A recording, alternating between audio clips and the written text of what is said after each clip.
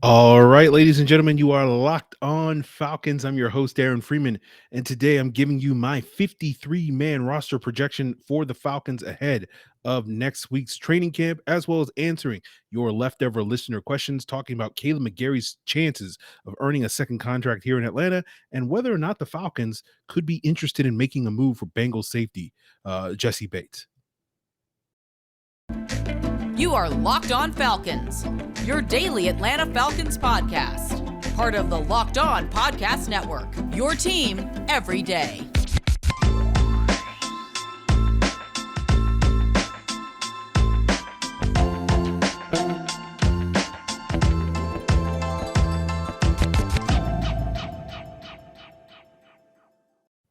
So, guys, you know me, I'm Aaron Freeman, been covering the Falcons for many years, formerly at FalcFans.com, RIP, still going strong on Twitter at FalcFans, and of course, the host of this distinguished Locked On Falcons podcast, your daily Atlanta Falcons podcast, part of the Locked On Sports Atlanta podcast family. And we thank everyone that makes Locked On Falcons their first listen each and every day. Of course, Locked On Falcons is free and available Monday through Friday on a variety of podcast platforms, including Apple, Odyssey, Google, Spotify.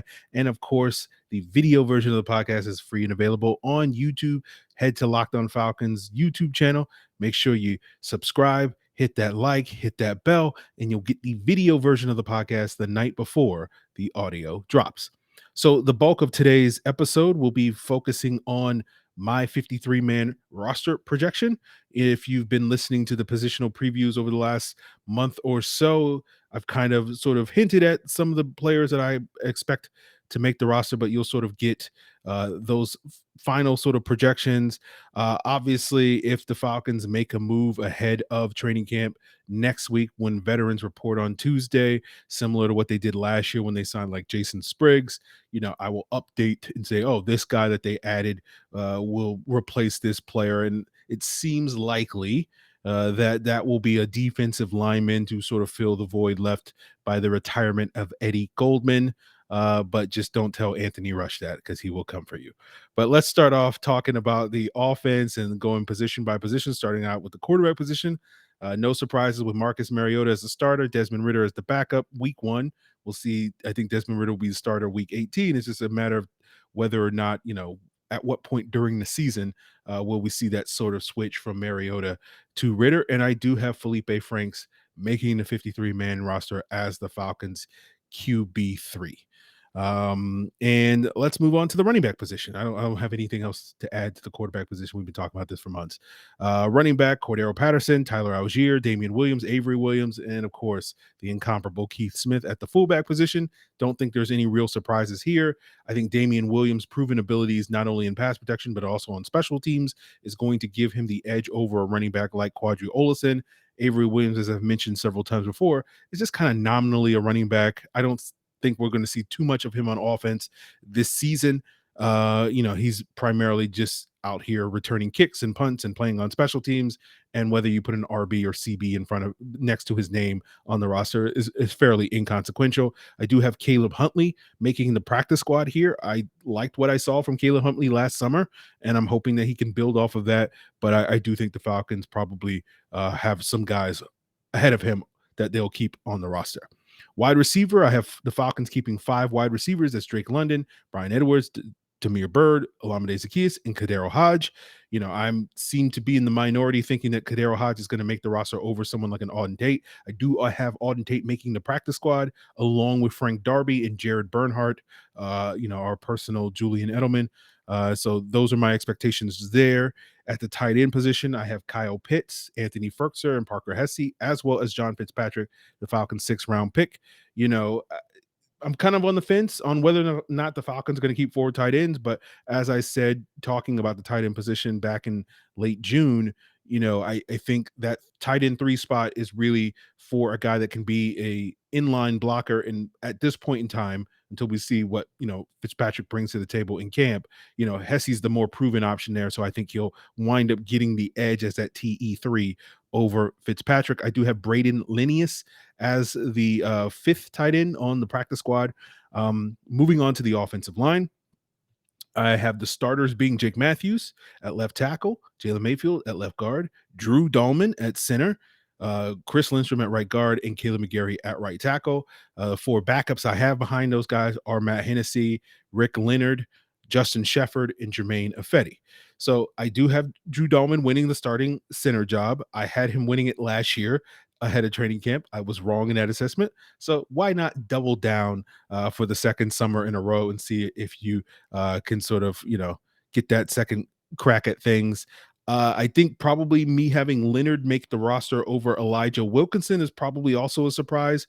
I think Wilkinson, the thing that he has going for him is the positional flexibility, given that he has some experience playing, potentially 4 out of the 5 offensive line positions, and that's certainly valuable for teams with their depth. But I do think because of the fact that Jermaine Ifedi at this point in time has only played right tackle in his NFL career, I think having a proven left tackle on the roster makes the most sense. And I think Rick Leonard probably is going to look better, or at least I'm expecting him to look better at that left tackle position than Elijah Wilkinson, who may be better suited to be a guard.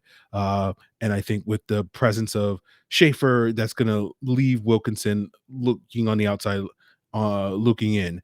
On the practice squad, I have Tyler Vrabel, thanks to his dad, living rent free in Arthur Smith's head, making the practice squad. Kobe Gossett will also make the practice squad, and Ryan Newsel making the practice squad. And we could easily see, Elijah Wilkinson replacing one or more of these guys on the practice squad as well. So we'll see about that. If you're keeping count, I have 26 players so far on the roster on offense and 8 on the practice squad.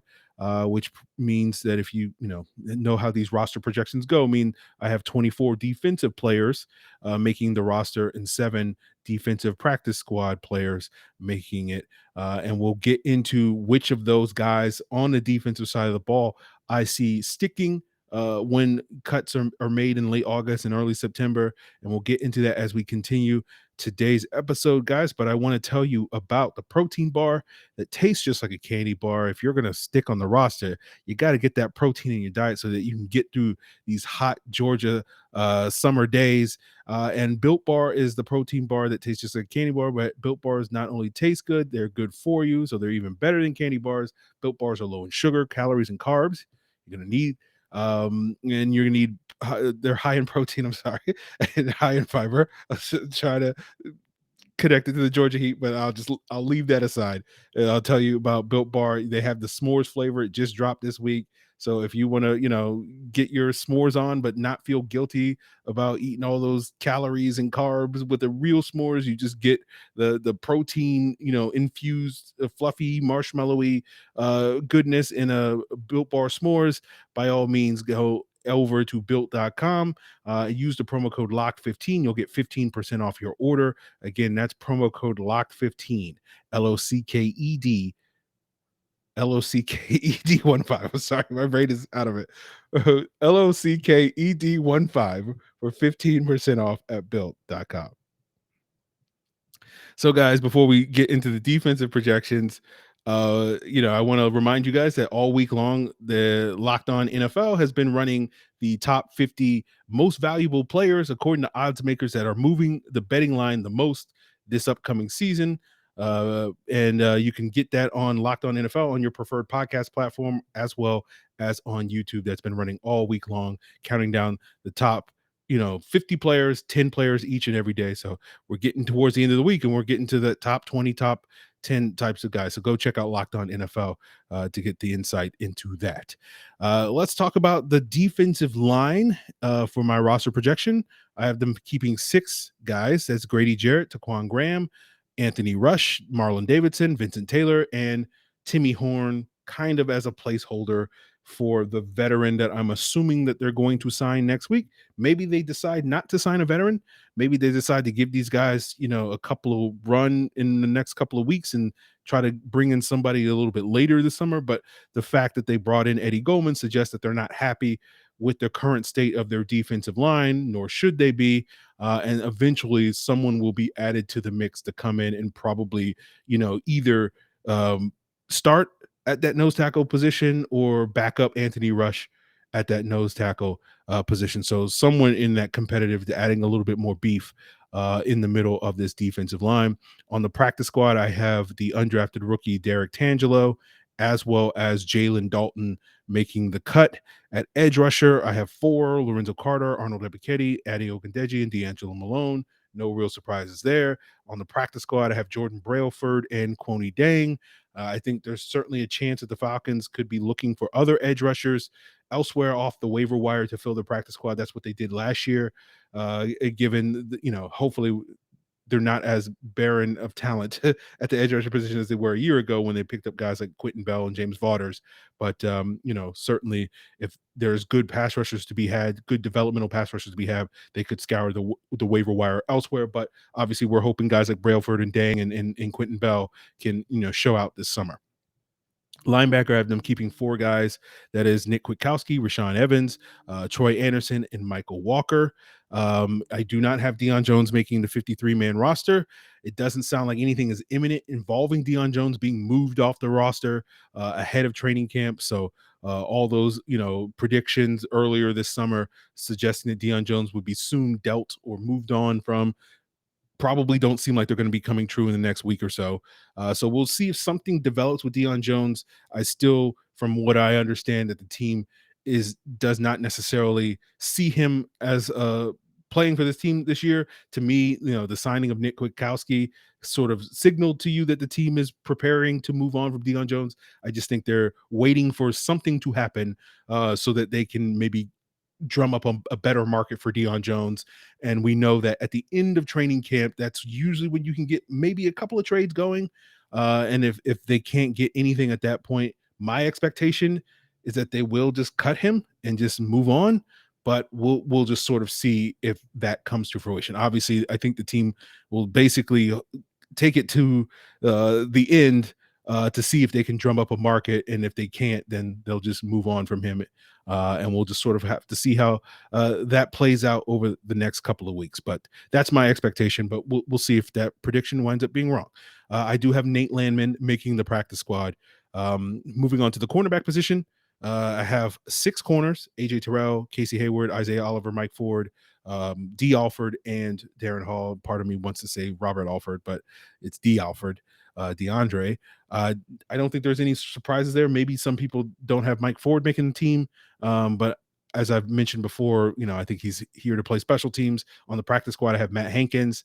At safety, I have 4: Jalen Hawkins, Richie Grant, Eric Harris, D. Marlowe. And on the practice squad, I have Trey Webb. Probably leaving Tease Tabor off the roster and or practice squad is probably the biggest surprise of this group. And I just figured Terry Fontenot is going to wrest control away from Ryan Pace when we get to cut down day, which is why these ex-Bears like Elijah Wilkinson and Tease Tabor may not wind up making the cut. Terry Fontenot will lock Ryan Pace away in a dark room to prevent him from influencing the Falcons roster moves at the end of the summer. But we'll wrap up the 53-man roster projection with special teams: Younghoe Koo, Liam McCullough, and Bradley Pinion. I do have Seth Vernon on the practice squad. The Falcons will probably carry some type of kicker or punter on the practice squad this year, similar to what they did with Elliott Fry, and cut him 72 times every single week for whatever reason they have, just to have an emergency option, which I don't get why. I don't know, but I guess they just don't have enough room to have 2 kickers practicing on a daily basis, so they have to constantly cut these guys. It doesn't make any sense to me, but there's got to be some rhyme or reason to it. And so we'll see if Seth Vernon can sort of earn those chops, or the Falcons look elsewhere after the end of the summer. So that's my 53-man roster projection. Probably not too different from a lot of the other ones that you see. Maybe different running backs, different wide receivers, maybe a different tight end, a couple of offensive linemen that are different. Certainly, projecting Drew Dalman to be the starter, and maybe like 1 or 2 defensive players that I have on my roster over others, but probably not too different from what many other people's projections that you're seeing out there. It's basically, for me, the last couple of guys that are like sort of on the bubble, or like guys like Timmy Horn, Rick Leonard, Parker Hesse, and Felipe Franks. And so like if these projections wind up being wrong, it'll probably be like those last 4 or 5 guys on the roster as opposed to pretty much everybody else. But we'll see how that plays out, guys. And we'll finish out the rest of today's episode by answering some of the leftover listener questions that we did not get to on yesterday's episode, including sort of what's the situation with Eddie Goldman's contract now that he's retired. What's the future of Kaleb McGary? Could he earn a second contract here? Could the Falcons be interested in someone like Jessie Bates, who's very disgruntled given the franchise tag in Cincinnati? And sort of, is there sort of a controversy surrounding Arnold Ebiketie's quote unquote AK-47 nickname? And we'll get into answering all those questions as we continue today's episode. But before we get there, I do want to plug the Locked On Sports Atlanta podcast feed, where you can find 3 shows with 4 hosts giving you their breakdowns of local as well as national sports. That's A to Z with Mark Zeno, Hitting Hard with John Chuckery, and ATL Day Ones with Jarvis Davis and Tanitra Batiste. Find them all on the same podcast feed at Locked On Sports Atlanta on your preferred podcast platform, including on YouTube. And if you subscribe to Locked On Sports Atlanta on YouTube, you will also get the Locked On Braves postcast breaking down every Braves win and loss this season, particularly starting up next week, obviously with the All-Star break going on. So go check that out. Make sure you subscribe to Locked On Sports Atlanta so that you don't miss that. So let's wrap up today's episode by getting into some of these leftover mailbag questions. And our first one comes from Basher Masher on Twitter. He asks, after the offseason, I can no longer feel emotions. When will the Falcons make the pain stop? The 2029 is probably a good time. I believe that's when the Apophis asteroid is going to hit Earth. So you got about 7 years of suffering before, the heavens open up and you can end this Falcons related pain. Mark Reimers at Mark Reimers 5 on Twitter asks, hello, love hearing and watching your podcast. My question is, how does it work? If Goldman signs a contract with us but then retires, does he keep the money, or was it really finalized when he signed with us? Thanks for love, Mark. No, basically he comes off the Falcons books once he retires. That's generally how retirement works, unless there's like some weird clauses in a guy's contract or something like that, which I don't think is I'm certain it's not the case with Eddie Goldman. Our next question comes from Mantis Toboggan MD at Sebastian's Dad 19. He asks, I'm actually expecting McGary to play himself into another contract. What say you? Also, Jessie Bates, is that a name we should keep an eye on if the Bengals don't sign him to an extension? How would he fit in a Dean Pease defense? McGary, if you're asking me, do I think McGary's going to get another contract in Atlanta? It seems doubtful to me. I do expect Kaleb McGary to put his best foot forward and that island to be the best it can possibly be, maybe even get into a 2.5-star resort. If, we're talking about McGary Island, but, I think the going price for a decent starting right tackle, like not a premier guy, but a decent starting right tackle, it's like $8 to $10 million. And I just don't see the Falcons paying that for Kaleb McGary unless he's like absolutely lights out. I think the Falcons are just going to draft his replacement, probably in all likelihood, probably on day 2 of next year's draft, and or potentially sign some sort of cheap placeholder in free agency that can come in and compete, and keep that spot warm until that rookie is ready to start for them. Yesterday, I talked about how weak next year's free agent offensive line class was. One player I did fail to mention when talking about the right tackle position, I talked about Mike McGlinchey for the 49ers, but I did fail to mention Jack Conklin is also an impending free agent, currently with the Browns, formerly the right tackle for the Tennessee Titans. So that is a player that the Falcons, if they wanted to spend more than probably $8 to $10 million on, could potentially splurge on to upgrade their right tackle position. So I feel like, assuming McGary or McGlinchey and Conklin hit the open market, which seems likely at this point in time, we'll see. Again, I'm not an expert on that, but it seems like those guys are headed potentially towards free agency next offseason. Plus, one assumes, again, I haven't done a deep dive in the draft class, but I think the Falcons will have some options to upgrade over Kaleb McGary. So they will probably move on from Kaleb McGary. So another contract is going to come from some other team. Now, when it comes to Jessie Bates, that's an interesting situation. And basically he's going to, from what it sounds like, again, I'm not an expert. Locked On Bengals will certainly have you more covered on this than I would do. But based off of, just like 15 minutes of Googling and reading some stuff, He does not want to play on the franchise tag this year. The franchise tag extension deadline passed last week. So essentially, he has three options. He either, you know, caves and plays under the tag this year, he sits out the season, or he gets traded. I can't imagine a scenario where the Bengals trade him for pennies.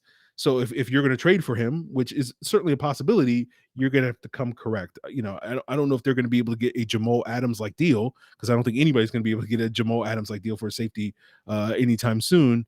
But I do imagine that they're going to want a pretty big haul for a player that is, to me at least, clearly their best defensive back and probably their best defensive player. If I'm being on, we can have a conversation about, Trey Hendrickson and DJ Reader if they maybe surpass Jessie Bates, but I think he's their best defensive player.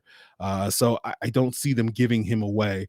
So to me, it seems like a situation where, he's going to be in Cincinnati this year. Whether he's playing or sitting out the season, I guess we'll have to see. Again, Locked On Bengals probably has better insight into that situation. So go check that out if you want to find out more on that. But in terms of, saying the Falcons, acquiring him, whether it's this summer, trading for him between, this season, or when he hits free agency next year and presumably is not tagged and free to sign with somebody else, could the Falcons be looking at him? Certainly. He's one of the best young safeties in the NFL. But he's really kind of more that center fielder, single high free safety that works really well in the Falcons' old Dan Quinn style defense with a lot of cover one and cover three. And obviously we know Dean Pease plays a lot more cover two, or at least seemingly prefers to play a lot more cover two. So it doesn't mean that Jessie Bates is a bad fit in the scheme, but basically he's a deep safety. That's what he does best. And that's what he does well. So it wouldn't be the ideal fit is basically what I'm saying, but he certainly can make plays playing cover two in that regard. So certainly a player that, if he is available, should be on the Falcons radar in free agency. I don't think the Falcons should be looking to trade for him this summer. I don't think the Falcons should be looking to trade premium assets for anybody at this point in time. Like, they're not one player away. Like, they're in a rebuild, so they need to retain all those assets and hopefully get more assets, by trading guys like Deion Jones, etc. So we'll see how that plays out over the next couple of months. So again, if you want more insight into that, check out Locked On Bengals. They certainly have you covered when it comes to all things Jessie Bates. So our last leftover question comes from Jim C via email. He asks, I recently read that Florida quarterback Anthony Richardson dropped the nickname AR-15 because, in light of the continued mass shootings in our country, he didn't want to be associated with the semi-automatic rifle. I'm not judging, but do applaud the young men or those who advise him in the NIL era for steering clear of controversy. Do you think Arnold Ebiketie, nicknamed AK and wearing the jersey number 47, can take the same step to stay out of off-field controversies so he can focus 100% on football? I'm sure the NFL powers that be are watching carefully. And that comes from Jim C. Yeah, it's interesting because, like, I remember I went on somebody else's show recently and asked him we were talking about Arnold Ebiketie, and I asked him, like, what are we going to call him? Are we going to call him the doctor of pass rush, or are we going to call him AK-47? And he basically I think he said, leans more towards doctor. And again, this is not really my wheelhouse when it comes to the guns or whatever, but from some of the few gun enthusiasts that I do know, from what I understand, AK-47s tend to be viewed more as like collector's items, so they're not as sort of ubiquitous in America as like AR-15s are.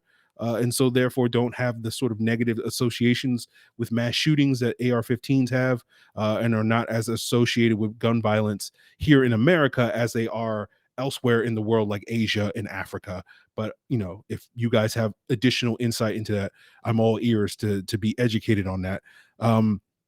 So based off of that, theoretically, like, you could probably get away with having the nickname AK-47 much more easily than Anthony Richardson could come with the nickname AR-15. But I think, as you point out, Jim, obviously having a nickname such as that does open yourself up to potential criticism. And so therefore it makes, more sort of political sense, if you want to term it that way, to avoid that potential headache. Avoid some reporter sticking a mic in his face and like, what do you think about gun violence and the fact that your nickname is AK4? Like, if he doesn't want to avoid that, then just drop the nickname, right? And stick with the doctor of pass rush. But the problem with being the doctor of pass rush is doctors go to school for 8 years, man. You gotta earn that nickname, until you start to get 8 sacks, I guess, in a season. You're just the resident of pass rush. You're the pre-med of pass rush, the student of pass rush. So we'll see if Arnold Ebiketie can earn that nickname with the doctor of pass rush, right off the bat this season. Getting 8 sacks or more, or whatever the case may be, certainly a possibility.